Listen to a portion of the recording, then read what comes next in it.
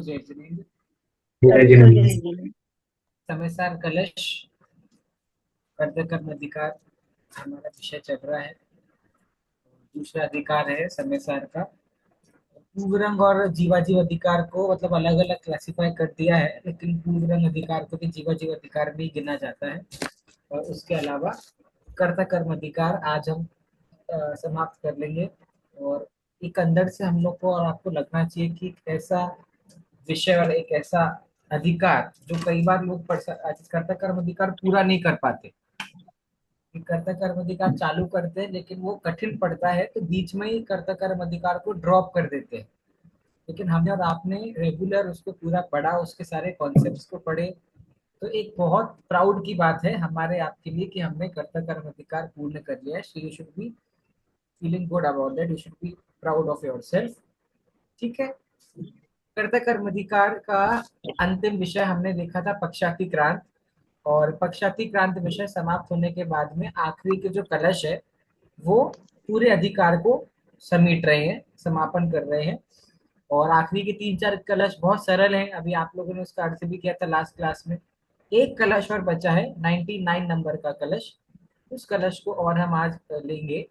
फिर हम चालू करेंगे पुण्य पाप अधिकार, उसका भूमिका समझेंगे, पुण्य पाप अधिकार की क्या भूमिका है, क्यों वो आया है, उसकी क्या जरूरत है। और फिर हम आगे बढ़ेंगे। ये देखिए मंदाक्रांता छंद आपके सामने है। इस कलश के लिए लिखा गया है अथवा नानट्यताम तथापि। इसका क्या अर्थ है ये देखते हैं हम आगे। इसके उपरांत आचार्य कहते हैं कि मोह नाचता है तो नाचे, हमें उससे क्या।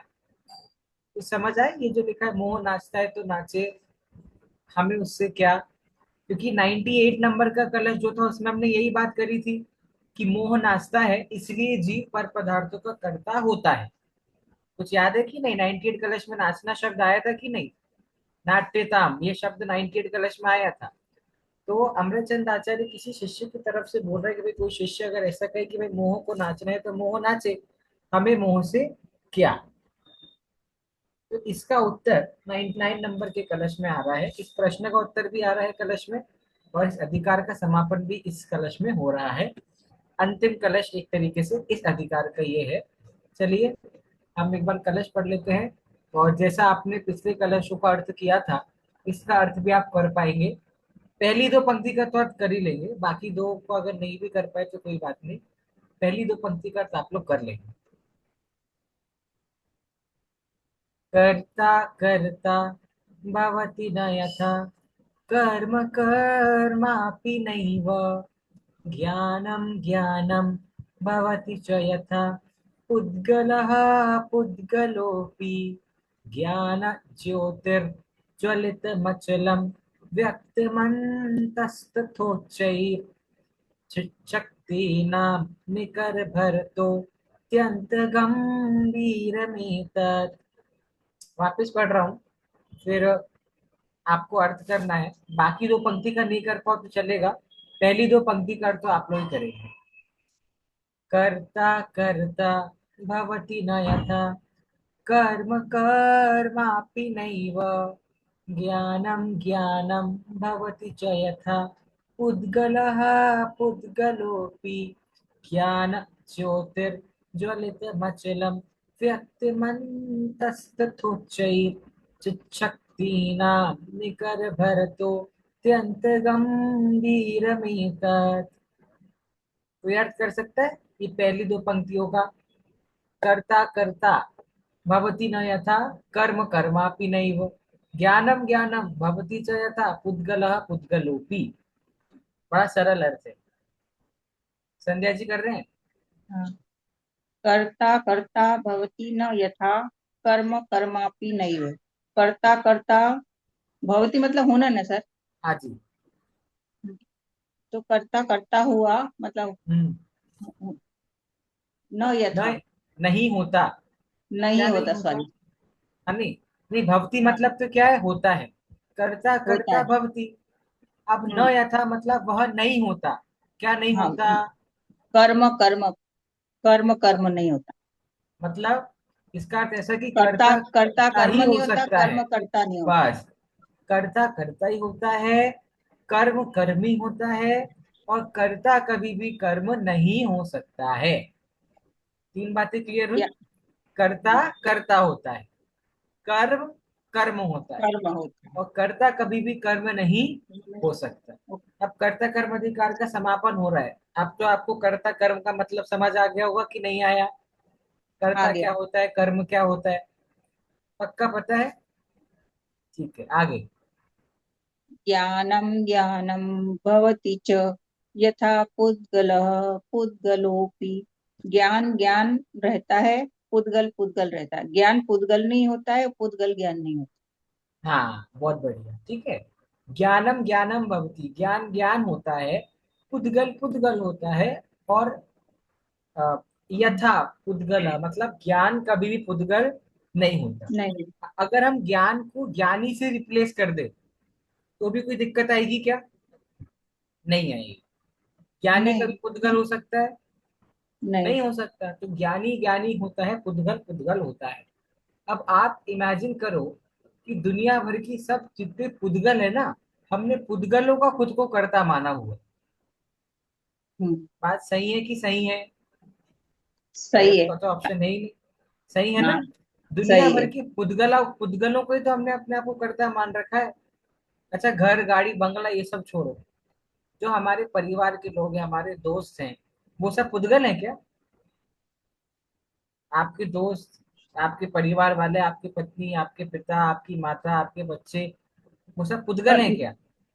जीवते हैं, पर मेरे लिए सब अजीब के जैसे ही। क्योंकि आप अपने आप को उनका कर्ता भी तो मानते हो, और वो हम तो जीव मानते हैं है। ना, यही सब मानते हैं। फिर मतलब आप सबसे बड़ी पुद्गल के गलती है। कर्ता नहीं हो सकते और जीव के कर्ता हो सकते हो, ऐसी बात है क्या? हाँ, ऐसे अपने भावों के करता है, सिर्फ अपने नहीं, ज्ञान के करता। आप जितने भी जीव है उन सबके कर्ता हो सकते हो, लेकिन पुद्गल के नहीं हो सकते, ऐसी बात है क्या?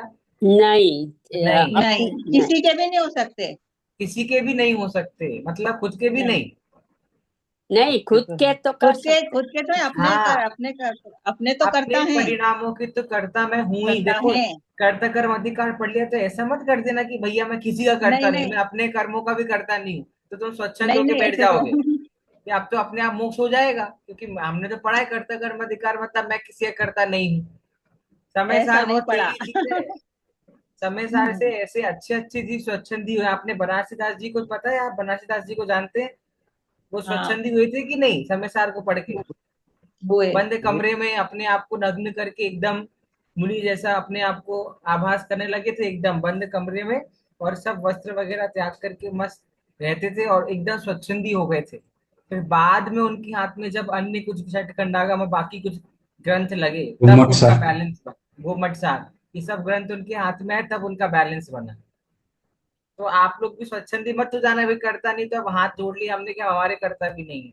हमारे करता है, लेकिन हम मात्र हमारे ही भावों के करता हैं। क्योंकि हमारा जो शरीर है, इसके तक हम करता नहीं है। भले हम इसको हमारा कहते हैं, पर हमारा शरीर जिसको हम हमारा कह रहे हैं उसके भी हम करता नहीं है। तो मैं सिर्फ अपने भावों का करता हूँ। आगे देखो, फिर मैं कौन हूं, मेरी क्या पहचान है? ज्ञान ज्योतिर ज्वलितम अचलम। जो ये ज्ञान है, ये ज्ञान ज्योति है। पूर्ण अधिकार में हमने ज्ञान ज्योति को पढ़ा हुआ है ऑलरेडी। जो ज्ञान ज्योति है, वो ज्वलित प्रज्वलित होती है, जलती है। कैसी? अचलम, अचल है। अचल मतलब चलायमान नहीं है वो। ज्ञानी कभी अज्ञानी होगा क्या? नहीं होगा, तो अचल है। व्यक्त, व्यक्तम अंतस्थोच्चई। और वो जो ज्ञान ज्योति वो व्यक्त हो रही है, फैल रही है। कहाँ फैल रही है? अंतस्थ। अंतस्थ मतलब हमारे अंतरंग में वह ज्ञान ज्योति फैलनी चाहिए। देखो, ज्ञान ज्योति मेरे अंदर तो है, पर मुझे उसका रियलाइजेशन क्यों नहीं है?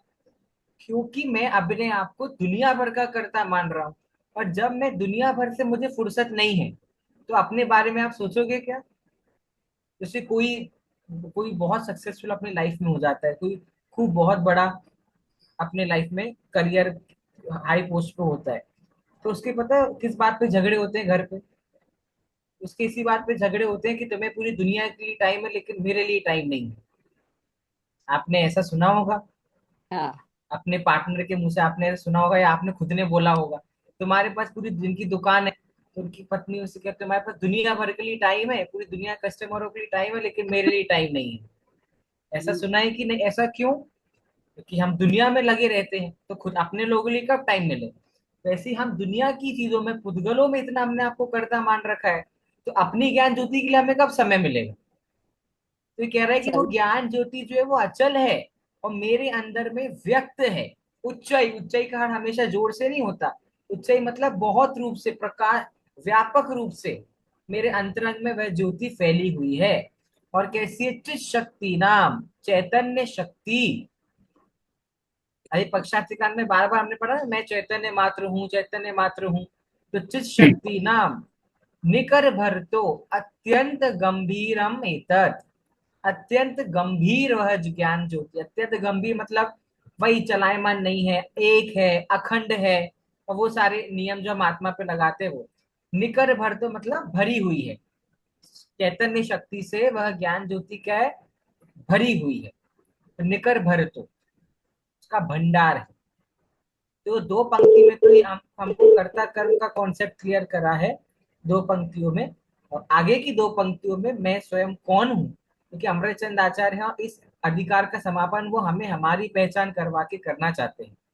तो मैं स्वयं कौन हूँ, मेरी पहचान करवा के उन्होंने इस अधिकार का समापन किया है। ठीक है, इसका पद्यानुवाद पढ़ लेते हैं। सवैया इकतीसा, सवैया इकतीसा किसकी पहचान है? कौन से विद्वान सवैया इकतीसा लिखते हैं? बनारसीदास। बनारसीदास बनारसीदास जी। जी। नाटक सर समय सार भी बहुत अच्छा। हाँ जी। सर स्विच, ये स्विच स्विच कीना इसका क्या अर्थ किया? चित शक्ति ना, चैतन्य शक्ति, ये ना, चैतन्य शक्ति। चैतन्य शक्ति। ये देखिए, ये जो श है ना संध्या जी, पहला ये वाला आप ऊपर बोलेंगे च के बाद। अच्छा। व्यक्त मंतस्थोच्चैष, तो अच्छा। होच्चैष। फिर अगली पंक्ति में आप पढ़ पाएंगे चित शक्ति नाम इजीली। ठीक है। Thank you sir. Sir, are you not going to sing Savaya? I will sing, अभी उसकी बारी अब आएगी। ठीक है, अब हम पढ़ते हैं। दादा ने भी कई जगह पे ट्राई किया है, और बनारस दास जी की स्पेशलिटी है सवैया छंद, वो हम पढ़ते हैं। बहुत अच्छा है, आप पढ़ोगे तो आपको समझ आएगा। जगमग जगमग जली ज्ञान ज्योति जब, अति गंभीर चित शक्तियों के भार से, अद्भुत अनुपम अचल अभिद ज्योति, व्यक्त धीर वीर निर्मल आर पार से, तब कर्म कर्म अर करता करता न रहा, ज्ञान ज्ञान रूप हुआ आनंद अपार से, और पुद्गलमयी कर्म कर्म रूप हुआ, ज्ञान ज्ञानी पार हुए भव सागर अपार से, ज्ञानी पार हुए भव सागर अपार से। ठीक है, देखो हमने इसका अर्थ निकाला था पहले ज्ञान ज्योति का। जगमग जगमग ज्ञान ज्योति जब जलती है, ये गंभीर है, चैतन्य शक्तियों से भरी हुई है, अद्भुत है, अनुपम है, अभेद है, धीर वीर। धीर और वीर में अंतर पता है आपको? हम पढ़ चुके हैं जीवाजीव अधिकार में, हमने धीर और वीर ये दोनों चीजें पढ़ी थी। तो ये बता सकता है धीर में और वीर में क्या अंतर होता है? तो धीर मतलब जो बाणों को सहने की शक्ति रखता है, मतलब हाँ आक्रमण सहने की शक्ति रखता है। और वीर मतलब जो आक्रमण करता है। हाँ, हमने समय सार जब पढ़ा था तो उसमें हमने अलग अलग प्रकार के नायक पढ़े थे, मैंने आपको पढ़ाए थे, पूर्व रंग में पढ़ाए थे, जीवाजीव में भी नहीं। धीरोदात, धीरो ललित। धीरो ललित, ये सब याद है, हमने पढ़े थे पहले। तो धीर मतलब वो होता है जो जो क्या है, धैर्यवान, जिसमें पेशेंस हो। एक राजा के ऊपर कोई आक्रमण कर रहा है तो वो उसको आसानी से सह सके। वीर, वीर वो होता है जिसमें आक्रमण करने की ताकत हो, कि सामने वाले पे प्रहार कर सके। तो सबसे श्रेष्ठ नायक वही होता है जो धीर भी हो और वीर भी हो। तो ये आत्मा धीर भी है, वीर भी है। तब कर्म कर्म अर करता करता न रहा, ज्ञान ज्ञान रूप हुआ आनंद अपार से, और पुद्गलमयी कर्म कर्म रूप हुआ, ज्ञानी पार हुए भव सागर अपार से। ये बोलो ना बार बार कि भाई ज्ञान ज्ञान रूप हुआ, कर्म कर्म रूप हुआ, तो ज्ञान को ज्ञान रूप करना पड़ता है क्या? नहीं, तो यहाँ पर ऐसा क्यों लिखा है ज्ञान ज्ञान रूप हुआ? वो तो पहले से ही ज्ञान रूप है पर ना, तो ज्ञान रूप पर्याय तो है, है। पर अभी तो अज्ञान रूप में जा रहा है ना, तो इसलिए ज्ञान में ज्ञान प्रतिष्ठित हुआ, इसलिए ज्ञान रूप कहने में इसका आया। ऐसा है कि मैंने अभी तक अपने आप को कर्ता मान रखा था, इसलिए मैं उस ज्ञान को नहीं जान पाया ज्ञान रूप। मैंने अपने आप को कर्ता माना था, तो मुझे अभी तक अज्ञान ही भाषित हो रहा था, लेकिन अब मेरी कर्ता कर्म की बुद्धि गई है ना, तो अब मेरे को वो ज्ञान क्या है, ज्ञान रूप भाषित होने लगा। तो मेरी दृष्टि से अज्ञानी जीव का जब चेंज आ रहा है, अज्ञानी जीव जब ज्ञानी बन रहा है, तो उसके एंगल से ये बात बोली कि भाई ज्ञान ज्ञान रूप मुझे दिखने लगता है कि भैया मेरा सारा ज्ञान ज्ञान रूप हो गया, और कर्म मतलब पुद्गल मुझे पुद्गल रूप दिखने लगते हैं, और तभी तो मैं पुद्गल को छोड़ता हूँ कि मुझे अब पुद्गल पुद्गल रूप भाषित होने लगे। ठीक है, चलिए इसका हिंदी अर्थ पढ़ दीजिए, फिर हम इसका मीना जी हिंदी अर्थ पढ़ दीजिए, फिर हम चालू करते हैं पुण्य पाप अधिकार।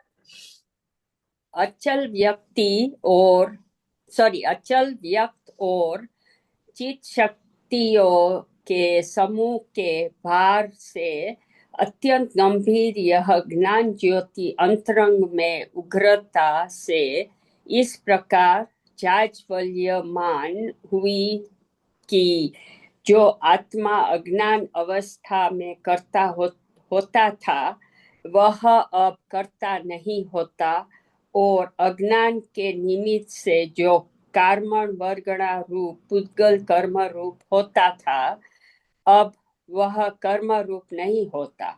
इस प्रकार ज्ञान ज्ञान रूप ही रहता है तथा पुद्गल पुद्गल द्रव्य ही रहता है। देखो यहाँ कितना अच्छा बोला कि जो आत्मा अज्ञान अवस्था में कर्ता होता था, मतलब हम और आप अपने आप को कर्ता मान रहे थे अब तक, वह अब कर्ता नहीं होता, ये बात। ठीक है, तो जब मेरी कर्ता कर्म की बुद्धि चली गई, तो अब मैं कर्ता नहीं होता। ठीक है, ओके। इस प्रकार यहाँ कर्ता कर्म अधिकार समाप्त होता है। इसका समापन करते हुए आचार्य अमृतचंद्र आत्मख्याति में जो अंतिम वाक्य लिखते हैं वह इस प्रकार है। इस प्रकार जीव और अजीव कर्ता कर्म का वेश त्याग कर बाहर निकल गए। ये वाक्य क्यों लिखा अमृतचंद्र आचार्य ने, आपको समझे? ये वेश वो वेश वेश मतलब क्या होता है? गेटअप। गेटअप रोल प्ले में गेटअप होता है, हम रेडी होते हैं, तैयार होते हैं, तो गेटअप मेकअप किया हुआ था। पहले भी आपको मैंने बताया है समय सार एक नाटक है, इसलिए बनारसी दास जी ने नाटक समय सार बोला। तो जीव एक ही कैरेक्टर जो है, सबसे पहले उसने जीव और अजीव का भेष धारण किया। ठीक है, और वो मंच पे आया, उस अधिकार का नाम क्या है, जीव अजीव अधिकार। और पूरा जीव अजीव अधिकार चल रहा है, मतलब बढ़िया उसका रोल प्ले चल रहा है जीव अजीव का। तो ज्ञानी जीव तो जीव अजीव को कैसा जान रहे हैं, अलग अलग जान रहे हैं कि जीव अलग है अजीव अलग है। अज्ञानी जीव जीव अजीव को एक ही जान रहा है। फिर उसका रोल प्ले पूरा हुआ, तो वही एक कैरेक्टर जो है उसने कर्ता कर्म का वेश धारण करा, और वो स्टेज पे आके परफॉर्म कर रहा है। फिर हमने देखा था कि जो ज्ञानी जीव है, वह ज्ञानी जीव कर्ता कर्म को अलग अलग जान रहा है, और जो अज्ञानी जीव है वो कर्ता कर्म को एक जान रहा है। तो वो जीव अजीब का जिसने गेटअप लिया था, उसी ने क्या किया था, कर्ता कर्म का गेटअप लिया था, और अब वो कर्ता कर्म का गेटअप त्याग रहा है, और किसका गेटअप ले रहा है, पुण्य और पाप का। पाप। अब कौन सा रोल प्ले चालू होगा, पुण्य और पाप का रोल प्ले चालू होगा। इस प्रकार आचार्य कुंद कुंद कृत समय सार की आचार्य अमृतचंद्र कृत आत्मख्याति नामक टीका संपूर्ण होती है। ठीक है, ले लिया जीवा, उस कैरेक्टर ने पुण्य पाप का गेटअप ले लिया है, और अब हमारे सामने अधिकार आ रहा है, पुण्य पाप अधिकार। चालू करें या आपको आराम करना है, थोड़ा करता कर पढ़ के थक गए? नहीं नहीं, चालू नहीं ना? करो। चालू करना है। देखिए, आपने एक बात देखी होगी, दादा ने हर अधिकार के पहले हिंदी में भी मंगलाचरण लिखा या है ना? तो ये जो मंगलाचरण है, ये किसी का पद्यानुवाद नहीं है, क्योंकि इसके बाद कोई नंबर नहीं है, आप देखो। ठीक है, कोई नंबर नहीं है। तो ये दादा ने हर अधिकार में अपनी तरफ से, दादा की टीका का नाम क्या है, हिंदी टीका है ना दादा की, क्या नाम है ज्ञायत हिंदी भाव टीका? प्रबोधि, ज्ञायत भाव ज्ञायक भाव प्रबोधि। प्रबोध। ठीक है, कितना सुंदर नाम है, ज्ञायक भाव को जगाने वाली, ज्ञायक भाव प्रबोधि। उसका पुण्य पाप अधिकार का ये मंगलाचरण पढ़ लेते हैं। पुण्य पाप दो करम, शिव मगरो कन्हार, पुण्य पाप से पार है, आत्म धर्म अपार। ठीक है, पुण्य पाप दोनों कर्म हैं, शिव मग रोकनहार, मोक्ष मार्ग को रोकने वाले हैं। कैसे क्या कब वो हम पढ़ेंगे सब। पुण्य पाप से पार है, आत्म धर्म अपार। जो जीव पुण्य पाप से पार हो जाता है वही अपने आत्म धर्म को प्राप्त कर पाता है। चालू करें। 100 नंबर का कितना अच्छा कोइंसिडेंस है, 100 नंबर के कलश से द्रुत विलंबित से ही चालू हो रहा है। लेकिन उसके पहले एक बात यहाँ पर लिखी है अमरचंद ने, अमरचंद आचार्य ने, सॉरी। अथैकमेव कर्म द्विपात्रीभूय पुण्य पाप रूपेण प्रविशति। इस अधिकार को प्रारंभ करते हुए आचार्य अमरचंद्र आत्मख्याति में जो वाक्य लिखते हैं उसका भाव इस प्रकार है। मैंने अभी वाक्य पढ़ा संस्कृत में, उसी का भाव इस प्रकार है। अब एक ही कर्म, मतलब एक ही कैरेक्टर, पहले वो जीव अजीव बना था, फिर वो कर्ता कर्म बना, अब वह क्या बन रहा है, पुण्य और पाप, इन दो पात्रों के रूप में रंगमंच पर प्रवेश करता है। ठीक है, ध्यान रहे, यहाँ पात्र, पात्र मतलब अभिनेता, हीरो एक है और उसने दो रूप धारण कर रखे हैं। जिस प्रकार एक पात्री नाटक, वन एक्ट प्ले सुना है आपने, एक ही कैरेक्टर बहुत सारे कैरेक्टर को प्ले करता है। एक पात्रीय नाटकों में एक ही पात्र अनेक रूपों में बात करता है। उसी प्रकार यहाँ एक ही कर्म, पुण्य और पाप, इन दो रूपों में प्रस्तुत हो रहा है। जीवाजीव अधिकार में पात्र दो थे और उन्होंने मिलकर एक रूप धारण किया था, क्योंकि जीवा जीवा तो अलग अलग है, जीव और अजीव।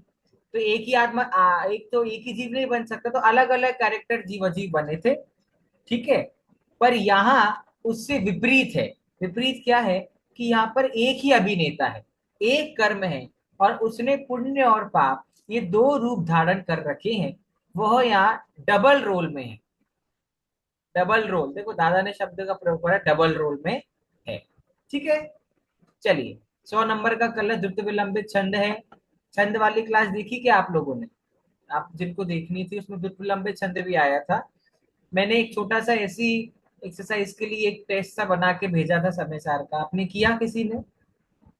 तो उससे रिवीजन होगा आप क्या, क्योंकि उस कर लेना, अभी भी ग्रुप पे वो है सर उसकी मुझे लिंक। नहीं दिखा, कभी मैं भेजा? वापस भेज दूंगा, मैंने भेजा था आपके लिए, आपने बोला था इसलिए तो भेजा मैंने। हाँ मैं वापस ठीक है, फिर भेजूंगा। मेरा वो सॉरी कोई सॉरी सॉरी। टेस्ट के लिए नहीं, कोई बात नहीं, वो टेस्ट के लिए नहीं है। हमने बहुत सारे कॉन्सेप्ट पढ़े हैं समय सार में, है ना। तो कॉन्सेप्ट आपको बस ख्याल में रहे कि हमने कितना सारा पढ़ लिया, वो अच्छी अच्छी बातें आपके ध्यान में रहे, क्योंकि समय सार तो आगे बढ़ता जाएगा और पीछे सपाट होते जाएगा। पक्षातिकांत विषय 2 अधिकार बाद आपको क्या पता पक्षातिकांत क्या है, तो वो आपकी जहन में रहे। आपने इतने अच्छे से पढ़ा है, पूरा समय सार पढ़ना कोई छोटी बात नहीं है, बहुत बड़ी बात है। तो आपके लिए भी वो आपके साथ रहनी चाहिए, इसलिए हम चालू कर रहे हैं। तो वो आप वापस दे देना, मैं सेंड कर दूंगा। हम सर पुण्य पाप हमने अधिकार, भी नहीं मिला। मैं भेज दूंगा, वापस वापस भेज ओके। दूंगा। और तुम्हारा सॉन्ग बहुत अच्छा है, अच्छा सर। अनमोल। चलिए, आप लोग श्रेणिक जी को जानते होंगे, ब्रह्मचारी श्रेणिक जी जबलपुर, हाँ। है ना। उन्होंने गाया, उन्होंने वो भजन गाया था। और एक बहुत अच्छा ऐसा किया था श्रेणिक जी ने, जो भी भजन गाए हैं, मतलब मेरे पापा और श्रेणिक जी उनकी जोड़ी है, हमेशा साथ में जहाँ भी विधान कराने जाते हैं। तो श्रेणिक जी कहीं भी म्यूजिक के बिना, सब रिकॉर्डिंग है उनकी, जो भी भजन उन्होंने गाए हैं विदाउट म्यूजिक, सिर्फ उनकी वॉइस है। तो आप उनके भजन भी सुन सकते हो, आपको अच्छा लगेगा। ठीक है, चलिए रुत विलंबित हम चालू करते हैं। बहुत टाइम बाद ही रुत विलंबित छंद आया है, काफी समय से आया नहीं था। तदर्थ तदथ कर्म शुभा शुभ भेदतो, तृतीयां गत मैक्य मुपानयन, ग्लपित निर्भर मोह रजा अयम, स्वयं मुदित बोध सुधा प्लवः। वापस पढ़ते हैं। तदत कर्म शुभाशुभ भेदतो, द्युतयतां गतमैक्यमुपानयन्, क्लपित निर्भर मोह रजा अयम स्वयमुदेत्यवबोध सुधा प्लवः। पद्यानुवाद देखते हैं। शुभ और अशुभ के भेद से जो दो पने को प्राप्त हो, वह कर्म भी जिसके उदय से एकता को प्राप्त हो। जब मोह रज का नाश कर सम्यक सहित वह स्वयं ही जग में उदय को प्राप्त हो, वह सुधा निर्झर ज्ञान ही। मैं वापिस पद्यानुवाद पढ़ रहा हूँ, फिर पद्यानुवाद पढ़ के आप क्या सीखे वो आपको मुझे बताना है। ठीक है, आप क्या समझे, क्या सीखा आपने, क्या समझ आया। शुभ और अशुभ के भेद से जो दो पने को प्राप्त हो, वह कर्म भी जिसके उदय से एकता को प्राप्त हो। जब मोह रज का नाश कर सम्यक सहित वह स्वयं ही जग में उदय को प्राप्त हो, वह सुधा निर्झर ज्ञान ही। अनुप जी, क्या समझ आया पद्यानुवाद पढ़ के। शुभ और अशुभ के भेद दो पने को और भी करूं। अच्छा, ये सर शुभ शुभ और अशुभ जो है, अशुभ हम तो वो पुण्य पाप अधिकार पढ़ रहे हैं ना, तो ये शुभ अशुभ कहाँ से आ गए। पुण्य पुण्य मतलब शुभ ही होगा ना। हाँ शुभ यानी पुण्य यानी हाँ, पुण्य को मतलब शुभ को हम शुभ में हम पुण्य को ले लेंगे और अशुभ में पाप को ले लेंगे। ठीक है, और सर शुभ ये जो कर्म है उसके दो रूप है सर, शुभ और अशुभ। और जब मोह का नाश करके सम्यक तो सही स्वयं ही है। और जो मोह देखो प्राप्ति उससे सुधा। और जब ये मोह का नाश होता है और सम्यक की प्राप्ति होती है सर, तब ये जो में उदय को प्राप्त हो गई सुधा निर्जर ज्ञान ही क्या क्या होता है सर? सुधा निर्जर ज्ञान। सुधा निर्जर मतलब जो ज्ञान बह रहा है, जो ज्ञान प्रकट होता है उसको सुधा निर्जर, बस एक विशेषण दिया है ज्ञान को। ठीक है, अच्छा अर्थ दिया है। शुभ अशुभ को पकड़ लिया आपने, जो मेन बात थी। आशीष जी, आप क्या समझे वो बता दीजिए, फिर इसका अर्थ करेंगे। सबसे पहले तो कर्म के दो भेद बता दिए एक तरीके से, जैसे शुभ रूप है और अशुभ रूप है। और वो कर्म भी जब मिथ्यात्व यानी मोह का नाश होता है तो उससे शुभ और अशुभ का भेद भी खत्म हो जाता है। वो दोनों एक रूप हो जाते हैं, मतलब वो कर्म भी शुभ और अशुभ का भेद खत्म हो जाता है। और जग में उदय को प्राप्त हो सुधा निर्जर माने अमृत, जब वो हाँ, सम्यक प्रकट होता है तो अमृत रूपी जो ज्ञान है वह उदय को प्राप्त हो जाता है। ठीक है। बेसिकली क्या है, पुण्य पाप दोनों कर्म है, ये बात तो क्लियर हो गई। इसके ऊपर जो पंक्ति लिखी थी, एक जो अमरचंद आचार्य ने इस अधिकार की स्टार्टिंग बोला कि पुण्य पाप दोनों ही कर्म है। तो कर्म के दो प्रकार बता दी पहले ही कलश में कि भाई शुभ और अशुभ ही दो प्रकार कर्म के होते हैं। ठीक है, लेकिन क्योंकि वह दोनों कर्म ही हैं, तो इस अपेक्षा वो दोनों एक हो गए। जैसे अनुप जी और आशीष जी हैं, अलग अलग दो व्यक्ति हैं, लेकिन अगर मैं बोलूं कि भाई जिनको मैं पढ़ा रहा हूं उनमें से मेल कैटेगरी के कौन कौन है, तो अनुप जी और आशीष जी एक कैटेगरी में आ जाएंगे जेंडर के बेसिस पे। वैसे ही शुभ और अशुभ भले ही दोनों कर्म अलग अलग है, पर सिर्फ कर्म के बेसिस पे दोनों एक ही कैटेगरी में आ जाएंगे। ठीक है, तो वह कर्म भी जिसकी उदय से एकता को प्राप्त हो। जब मोह रज का नाश कर, देखो फिर मोह की बात आ गई। कर्ता कर्म अधिकार में ही मोह की बात थी, जीवाजी में ही मोह की बात थी, पूर्वरंग में भी मोह की बात थी, क्योंकि सब बातों का जड़ ये मोह ही है। तो अगर आपको पुण्य पाप का भी नाश करना है या शुभ अशुभ कर्मों का भी नाश करना है, तो कुछ अलग करना पड़ेगा, ऐसा नहीं है। उसी मोह रज, रज मतलब पूरा, रज मतलब जो ठोस बना हुआ है, जो ग्रुप बना हुआ है, तो उस मोह रूपी ग्रुप, मोह रूपी समूह का नाश करने पर सम्यक प्रकट होगा। सम्यक प्रकट होने से अमृत रूपी ज्ञान की धारा बहेगी। और हमने कर्ता कर्म अधिकार के एंडिंग में भी यही देखा था। क्या देखा था कि जब कर्ता कर्म की बुद्धि चली जाती है, तब ये जीव ज्ञानी हो जाता है, तब इसको अपना ज्ञान ज्ञान रूप भाषित होने लगता है। वैसे ही यहाँ पर बोला, जब दोनों शुभ अशुभ कर्म भी चले जाएंगे, तब इसकी अमृत रूपी ज्ञान की वर्षा होगी। संस्कृत से देख लेते हैं। तदर्थ कर्म, तदर्थ मतलब जो दो कर्म की हम बात करने वाले, शुभ अशुभ भेद तो द्वितयताम, दो प्रकार का कर्म हो जाता है, शुभ अशुभ। लेकिन गत, गत मतलब यही दोनों, गत मतलब जिसकी हम पहले बात कर रहे थे, तो हम पहले, इसके पहले हमने किसकी बात करी, शुभ अशुभ कर्म की बात करी। तो वही दोनों कर्म, गतम ऐक्यम उपानयनम, यही दोनों कर्म एक भी हो जाते हैं।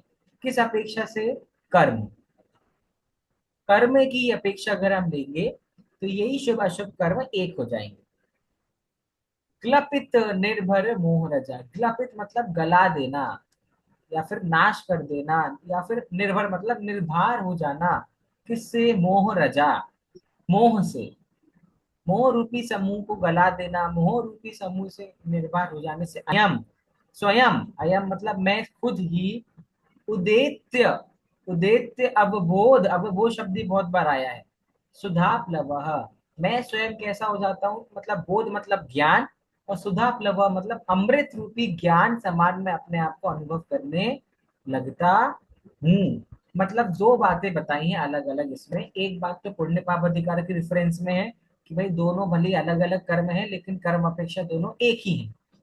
तो पूरे अधिकार का सार यही है कि कर्म हमको अपनाने चाहिए कि छोड़ने चाहिए, तो कर्म तो छोड़ने चाहिए। तो जब ये भी क्लियर हो गया पुण्य भी कर्म है, जब ये भी क्लियर हो गया पाप भी कर्म है, तो ये कैसे बात हुआ कि पुण्य को अपनाना चाहिए और पाप को छोड़ना चाहिए।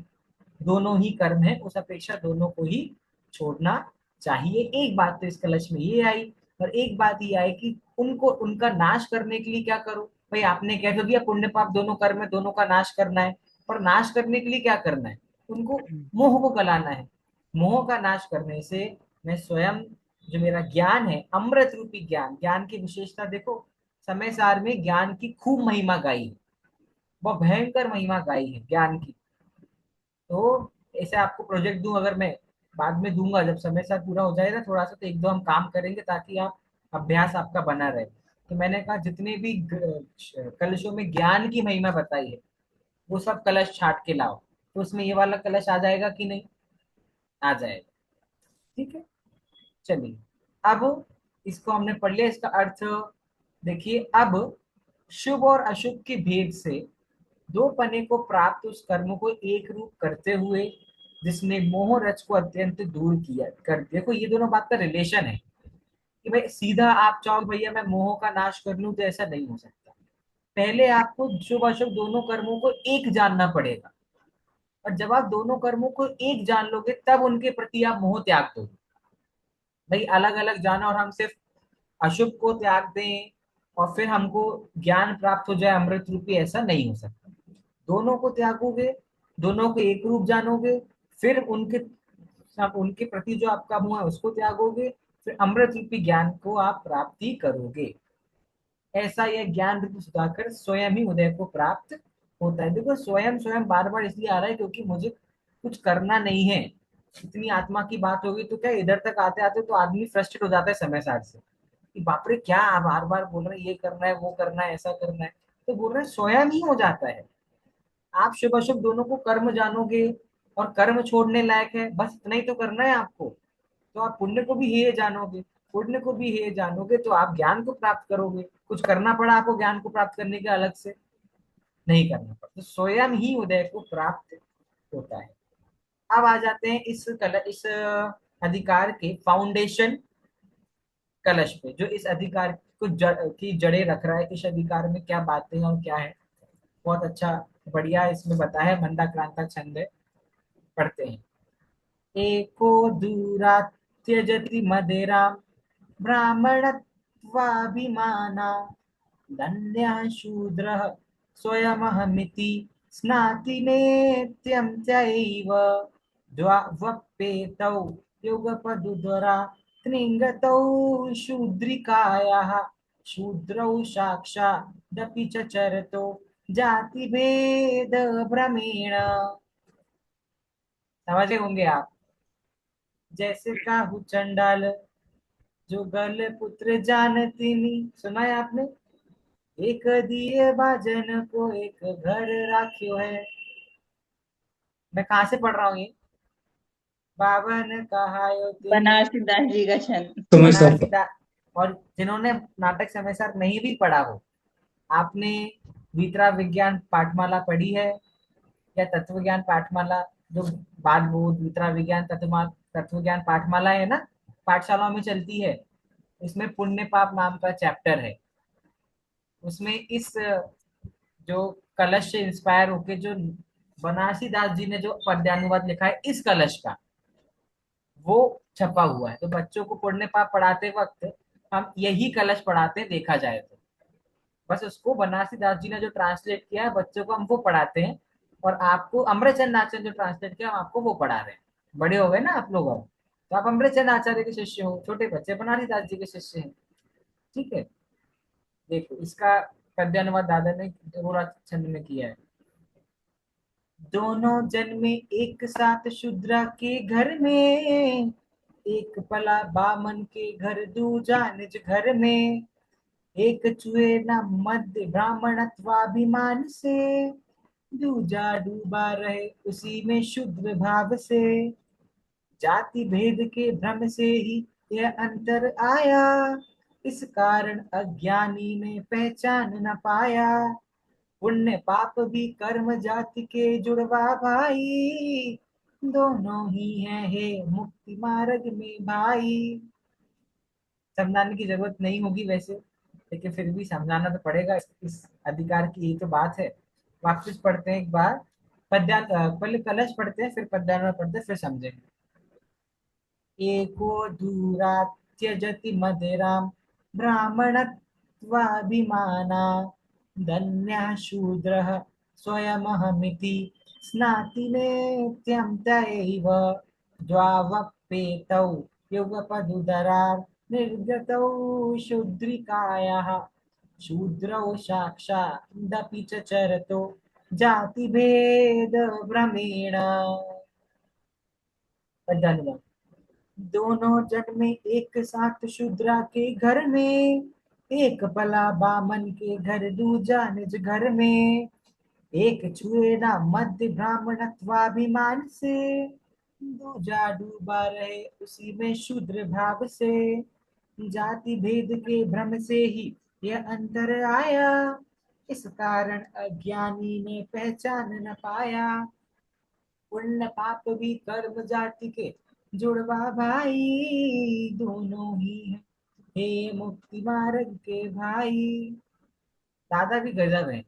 जैसे कई बार 4 लाइन का कोई कलश आएगा तो उसको वो 2 लाइन में निपटा देंगे, और कई बार 4 लाइन कलश को वो 8 लाइन में करेंगे। ऐसा क्यों है? रस रस की बात है। जिस कलश में जितना रस भरा उतना रस बह जाता है। तो यहाँ आपको उन्होंने कहानी सुनाई है, आप लोगों ने कहानी कई बार सुनी होगी, लेकिन जहां तक मुझे पता है अगर आपने सुनी भी है तो सबने बनारसी दास जी के रेफरेंस से ही सुनी है। किसी ने भी इस कलश के अनुसार किसी ने नहीं सुनी। और सबको यही पता है कि बनारसी दास जी ने ब्राह्मण वाली बात और शूद्र वाली बात सबने उससे ही सुनी, क्योंकि जो पाठमालाएं हैं उसमें यही आप पढ़े तो ये पद्यानुवाद नहीं है। पाठमाला जो दिया है तत्व ज्ञान पाठमाला या वितरा विज्ञान में से किसी में एक में पुण्य पाप नाम का चैप्टर है, तो उसमें ये पद्यानुवाद नहीं है, उसमें बनारसी दास जी वाला पद्यानुवाद है। अब अमरचंद आचार्य के पद्यानुवाद में उन्होंने क्या किया? दोनों जन्मे एक साथ शूद्रा के घर में। शूद्र कौन होते हैं? 4 जातियां होती है ना, ब्राह्मण क्षत्रिय वैश्य शूद्र, हाँ, है ना। ये और शूद्र शूद्र, तो शूद्र मतलब जो मतलब एक जाति है, और एक सबसे नीचे जाति। है ना, नीच जाति है शूद्र। सबसे नीच जाति में शूद्र को गिना जाता है। शूद्र के घर में एक शूद्र का परिवार है, उसमें 2 बच्चों का जन्म होता है। एक पला बामन के घर दूजा निज घर में। बामन मतलब ब्राह्मण। ठीक है, तो ब्राह्मण मतलब सबसे उत्कृष्ट जात है, और शूद्र थोड़ी सी लोअर कास्ट मानी जाती है। एक चुएना मध्य ब्राह्मणत्वाभिमान से। इसकी संधि कौन सी संधि है यहाँ? हिंदी में भी संधि लगा सकते हो अगर आपने संस्कृत की संधियां सीख ली तो। कौन सी संधि है शब्द में? दीर्घ दीर्घ स्वर संधि। दीर्घ संधि है ना। ब्राह्मणत्व प्लस अभिमान, और ब्राह्मणत्व में कौन सा प्रत्यय है? स्व स्व देखो, प्रत्यय। संस्कृत ऐसे हिंदी में भी हेल्प करता है। तो ब्राह्मण पना पना जिसमें है, भाई कोई बच्चा ब्राह्मणों के यहाँ पे बचपन से पला बड़ा है, तो उसमें तो उन्हीं के सब गुण आएंगे, उन्हीं के लक्षण आएंगे सब। ठीक है, ऐसे आप अपने बच्चों को कई बार कहते होगे कि कैसा जानवरों का बच्चा है, तो समझ नहीं आता कि माँ बाप खुद को बुरा कह रहे हैं कि हमको। जानवरों का बच्चा मतलब आप कौन हुए अगर मुझे कोई ऐसा बोलेगा तो उनकी हरकतें कैसी हैं, क्योंकि जानवरों की तरह। तो वैसे ही कोई ब्राह्मण के यहाँ पे पला बड़ा है, तो उसकी हरकतें कैसी होंगी? ब्राह्मणों की तरह। तो ब्राह्मण लोग मद्य आदि खाते हैं क्या? मांस वगैरह का सेवन वो नहीं करते, तो वो भी नहीं करता। दूजा डूबा रहे उसी में शूद्र भाव से। और जो शूद्रों के यहीं पर था, एक बच्चे को तुमने वामन ब्राह्मणों के घर भेज दिया था, तो जिसको ब्राह्मणों के यहाँ पे छोड़ दिया था वो तो मस्त मद्य को छूता तक नहीं, देखता तक नहीं। और शूद्रों का तो बिना मांस खाए पेट भरता नहीं। तो दूसरा जो था वो खूब लवालब उसका सेवन करता था, वो तो शूद्र था। जाति भेद के भ्रम से ही है अंतर आया। ब्राह्मणों की जाति है इसलिए वो मद्य नहीं खाता, शूद्रों की जाति है इसलिए वो मद्य खाता है। इस कारण अज्ञानी ने पहचान न पाया। अज्ञानी मतलब वो जो है ना ब्राह्मण का बच्चा, वो इस बात से अज्ञान है, इस बात से अजान है। किस बात से अजान है? कि भैया मैं वास्तव में हूं तो शूद्र। तो वो तो अज्ञानी हुआ ना, वो तो अपने आप को ब्राह्मण मान रहा है। तो क्योंकि वो अज्ञानी है इसलिए वो नहीं पहचान रहा कि मैं शूद्र हूँ, और वो ब्राह्मणों की तरह रह रहा है, पल रहा है। अब इसको हम लगा देंगे किस पे? एक कर्म रूपी परिवार के दो बच्चे हैं, पुण्य और पाप। पुण्य पाप भी कर्म जाति के जुड़वा भाई, दोनों ही हैं हेय। हे मतलब पता है ना, छोड़ने लायक। दोनों ही हैं हे मुक्ति मार्ग में भाई। वो तो क्या है, पुण्य जहाँ पला बड़ा है और पुण्य जहाँ रहता है, वहां पर देखने में ऐसा लगता है कि भाई पुण्य तो कितना अच्छा है, पुण्य तो सबको खुश रखता है, पुण्य से ही जीव का सब भला होता है। तो क्या मान बैठे हैं कि पुण्य अच्छा है ना। जैसे ब्राह्मण के घर पे जो बच्चा है, तो उसको रखा है बढ़िया ब्राह्मणों के यहाँ पे, और सब मान रखे। और अगर ब्राह्मण वालों को पता चल जाए कि ये तो शूद्रों का बच्चा है, तो उसको अपने पास रखेंगे क्या? रखेंगे भगा क्या? देंगे। तुरंत छोड़ देंगे कि नहीं? वैसे ही हम अभी तक अज्ञानी हैं, और पुण्य को बढ़िया कितना अच्छा है, पाप कितना गंदा है, दुनिया भर की गाली हम पाप को ही देते हैं। लेकिन जब इस अज्ञानी जीव को पता चलेगा भाई ये तो उस पाप का ही जुड़वा भाई है, और ये तो उस कर्म रूपी परिवार का ही सगा है, तो आप फिर भी पुण्य करोगे या उसको त्याग दोगे? याद है। त्याग दो। पुण्य पाप का कॉन्सेप्ट क्लियर हुआ कि नहीं हुआ? यही बात इस पूरे कलश में देखो, संस्कृत से। एको दूरा त्यजति मदिराम ब्राह्मणत्वाभिमाना। एक क्या करता है, इधर मदिरा का उदाहरण है, मदिरा जो है शराब को दूरा त्यजति, दूर से ही छोड़ देता है, मतलब शराब की तरफ देखता भी नहीं है। ब्राह्मणत्वाभिमाना, ब्राह्मण के अभिमान से, ब्राह्मण लोग हैं हम, कैसे मदिरा का पान कर सकते हैं? अन्य शूद्र स्वयं मिति स्नाति नित्यम तैव। और दूसरा शूद्र जो है स्वयं मिति मतलब स्वयं अपने आप को शूद्र अनुभव करता हुआ क्या करता है? स्नाति, स्नाति मतलब सेवन करता है। नित्यम हमेशा ही, तैव, तैव मतलब उसका, उसका मतलब उस मदिरा का, उस मदिरा का सदा ही सेवन। तो शूद्र भाई हमारे परिवार में तो परंपरा है कि हम तो पियेंगे ही पियेंगे, एक परिवार की परंपरा है पीना, और एक दूर से उसको देखते तक नहीं है। ज्वावपेतौ युगपदुर, युगपद मतलब पता है? युगपद मतलब क्या होता है? एक एक साथ। साथ, एक साथ। ज्वावपेतौ युगपदुदार अग्निगतौ शूद्रिकाय। दोनों ही जो है युगपद, एक साथ दोनों क्या है? शूद्रिकाय। दोनों हैं तो कैसे? शूद्र ही हैं।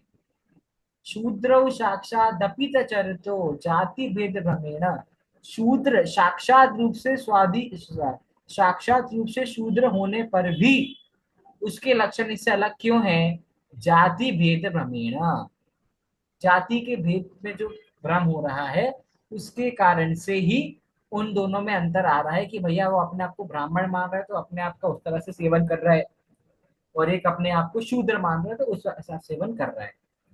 अब देखो अमृतचंद आचार्य ने तो पुण्य पाप की बात तक नहीं की इसमें। तो अगर कोई ज्ञानी जी उसको पढ़े तो ये कहानी पढ़ ले, हाँ, और आगे बढ़ जाए। अरे कहानी का सार क्या है कि वो दो बच्चे और कोई नहीं, पुण्य और पाप ही है। बात समझ आई कि नहीं? देखो सर इसका चरत ही है ना? चरती चरत मतलब हो चरत। चरण करना, चरतु। मतलब उसका पालन करना। आचरण। आचरण। आचरण। आचरण, दोनों के आचरण में अंतर क्यों है? जाति भेद भ्रमेण, जाति के भेद से। हाँ, आशीष जी इसका एक बार हिंदी आज पढ़ दीजिए अच्छे से। एक तो ब्राह्मणत्व के अभिमान से दूर से ही मदिरा का त्याग करता है, उसे छूता तक नहीं। और दूसरा, मैं स्वयं शूद्र हूँ ऐसा मानकर नित्य मदिरा से स्नान करता है, उसी में डूबा रहता है, उसे पवित्र मानता है। यद्यपि वे दोनों ही शूद्रा के पेट से एक साथ ही उत्पन्न हुए हैं, इसलिए दोनों ही साक्षात शूद्र हैं, तथापि वे जाति भेद के भ्रम से ऐसा आचरण करते हैं। क्या लिखा? मदिरा से स्नान करता है। तो ना, एक तो देखता तक नहीं, एक स्नान करता है। आप लोग तारक मेहता देखते हैं? अच्छा, आपने नाम तो सुना होगा, तारक मेहता। उसमें आपने जेठालाल का नाम सुना है, उसमें बापूजी का नाम सुना है। तो हाँ उसमें एक एपिसोड में क्या होता है कि जेठालाल बहुत हाँ जिद करता है कि वो चाय पीना है, चाय पीना है। तो बापूजी का बोलते हैं कि एक काम कर, चाय से नहा ले और बिस्किट को साबुन बना, तो ना, चाय पियो बिस्किट खाओ। चाय पियो बिस्किट, वैसा होता तो वैसे ही शूद्र है। उसको इतना मदिरा मदिरा मदिरा है कि उसका मदिरा से स्नान करता है, कि इतनी मदिरा पीता है कि मानो मदिरा, इतनी मदिरा से वो स्नान कर ले। और एक ब्राह्मण है, वो उसको देखता तक नहीं है। ऐसा ही पुण्य पाप का कॉन्सेप्ट है। ठीक है, ये कॉन्सेप्ट ध्यान में रखना, भूलना नहीं है। चलिए, 91 नंबर का कलश हुआ ना? 92 पे चलना है हम। नहीं, देखते हैं कोई बड़ा। 100 नंबर का कलश है। 101। अच्छा, sorry sorry, 100। 101। We have to do या। 100। 102। यस। ओके, हमको 102 करना है। यस। मैं पीछे ढूंढ रहा था, अच्छा ये ऐसे मिस हो गया। हाँ, ये रहा। ये भी अच्छा, बढ़िया छंद है। बहुत अच्छा कलश है ये भी, और ज्यादा बड़ा भी नहीं है, तो हम बचे हुए टाइम में कर सकते हैं। ज्योतिका जी को आज देर हो गई आने से, कोई बात नहीं। चलिए उपजाति छंद पढ़ते हैं। हेतु स्वभावानुभावाश्रयाणां सदाप्यभेदान हि कर्म भेदः तद्बन्धमार्गाश्रितमेकमिष्टं स्वयं समस्तं खलु बंध हेतु। देखिए पढ़ना, पढ़ के समझ जाओगे आप। अरे पुण्य अरे पाप कर्म का हेतु एक है, आश्रय अनुभव और स्वभाव भी सदा एक है। अतः कर्म को एक मानना ही अभिष्ट है, भले बुरे का भेद जानना ठीक नहीं है। कितना सिंपल कलश है। मैं एक बार और पढ़ता हूँ, ये वाला हिंदी वाला, फिर संस्कृत में देख के देखते हैं आप लोग अर्थ कर पाते हो कि नहीं। अरे पुण्य अरे पाप कर्म का हेतु एक है, आश्रय अनुभव और स्वभाव भी सदा एक है। अतः कर्म को एक मानना ही अभिष्ट है, भले बुरे का भेद जानना ठीक नहीं है। अब मैं संस्कृत पढ़ रहा हूँ, फिर आप लोग अर्थ करना। हेतु स्वभावानुभवाश्रयाणां सदाप्यभेदान हि कर्म भेदः तद्बन्धमार्गाश्रितमेकमिष्टं स्वयं समस्तं खलु बंध हेतु। कोई अर्थ कर सकता है क्या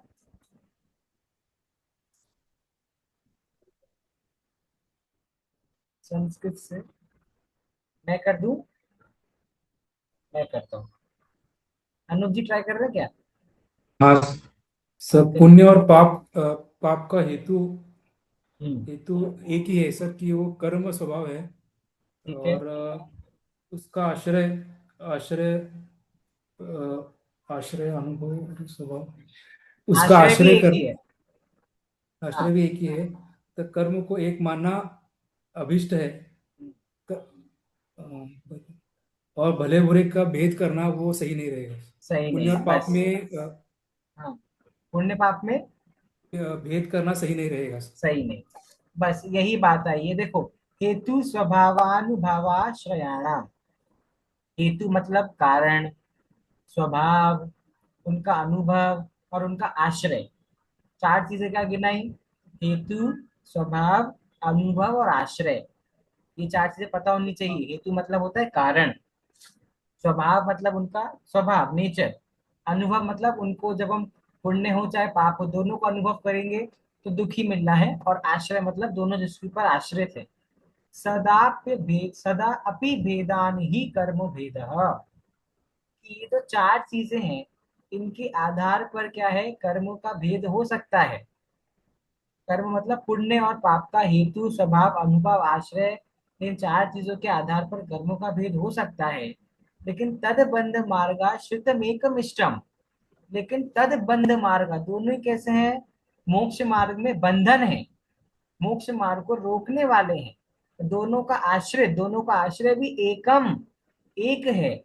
इसलिए इष्टम, इष्टम मतलब इसलिए दोनों को एक मानना इष्ट है।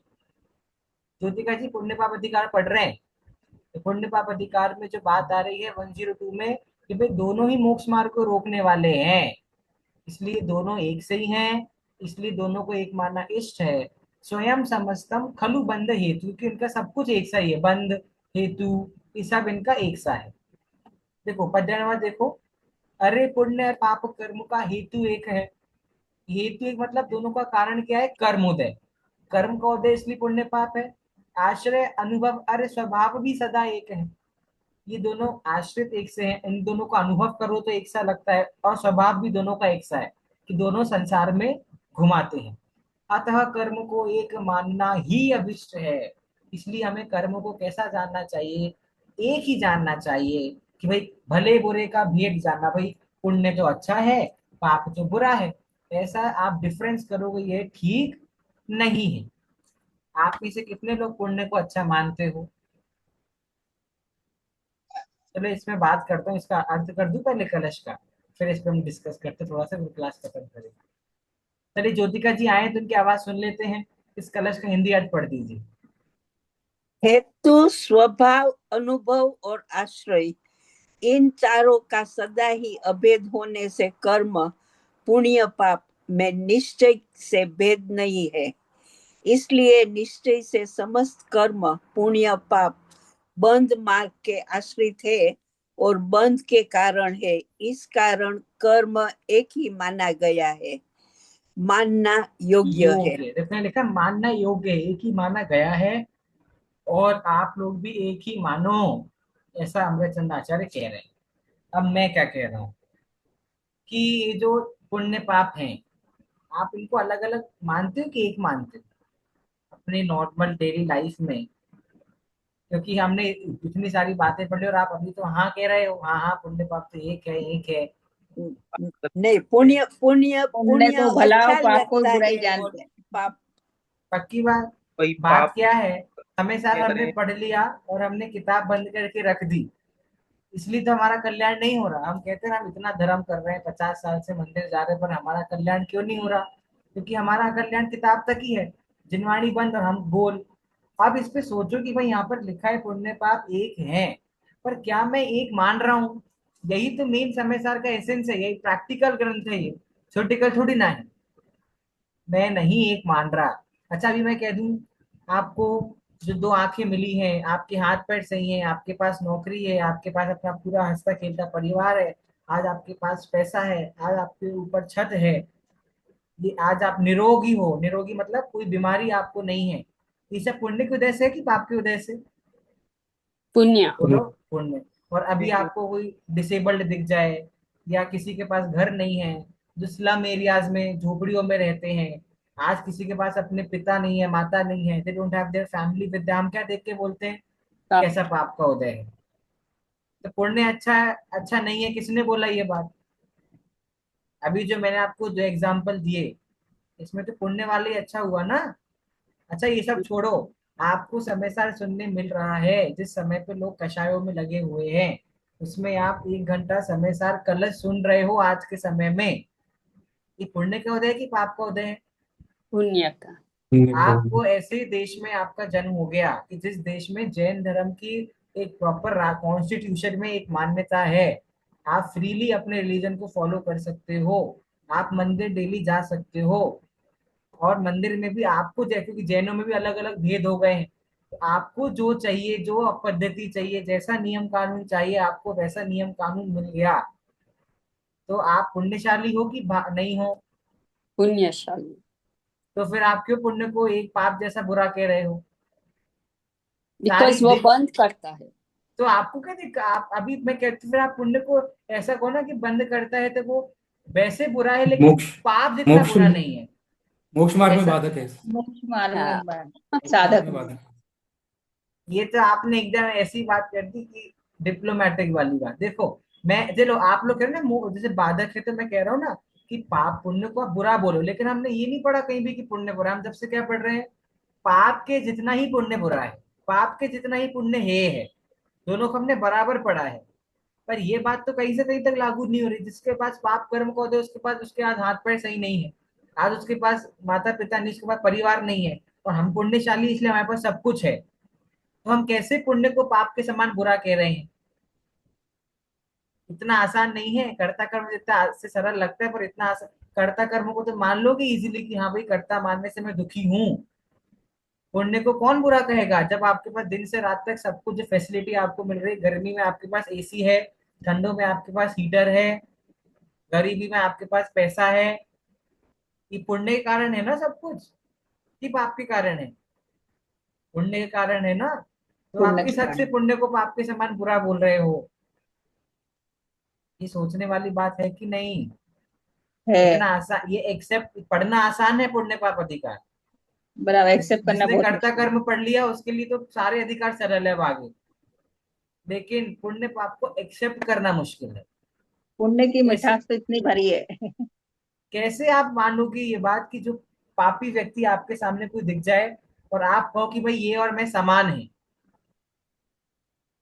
तो देखो इसका एक सिर्फ एक तरीका, देखो एक तो ये बात क्या है, हमको सीखनी पड़ेगी, समझनी पड़ेगी, खूब इसमें रचना पचना पड़ेगा।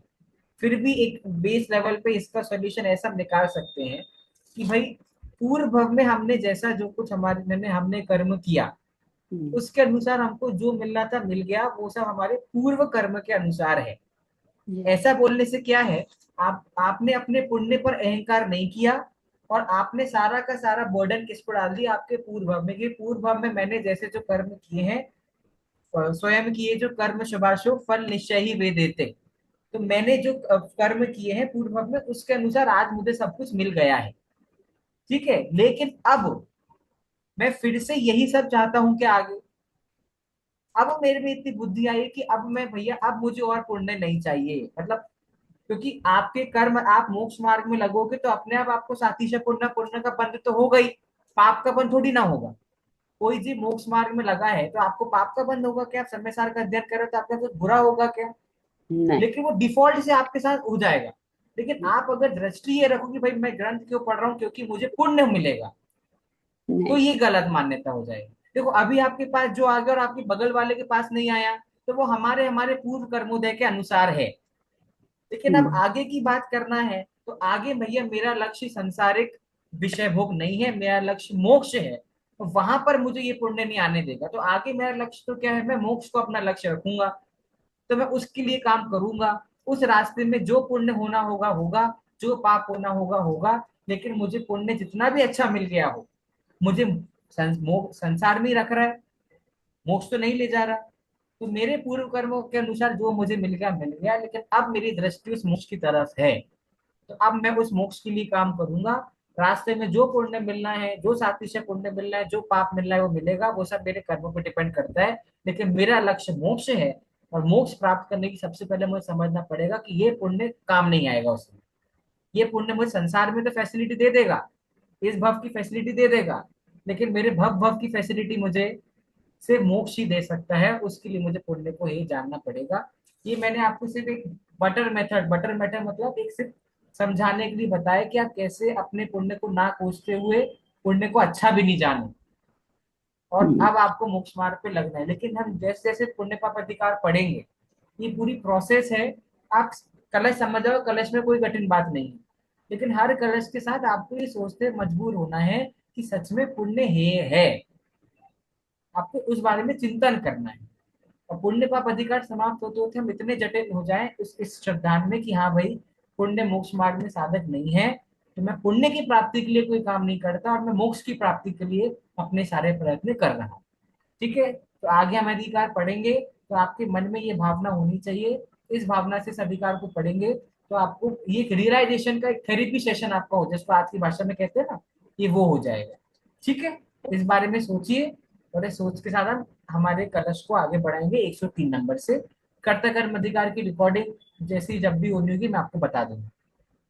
ठीक है, चलिए सभी को सर जय जिनेंद्र। MCQ भेज देना। हाँ जी बिल्कुल। वो मुझे हाँ, ओके, चलिए जय जिनेंद्र सर। सभी को जय हिंद।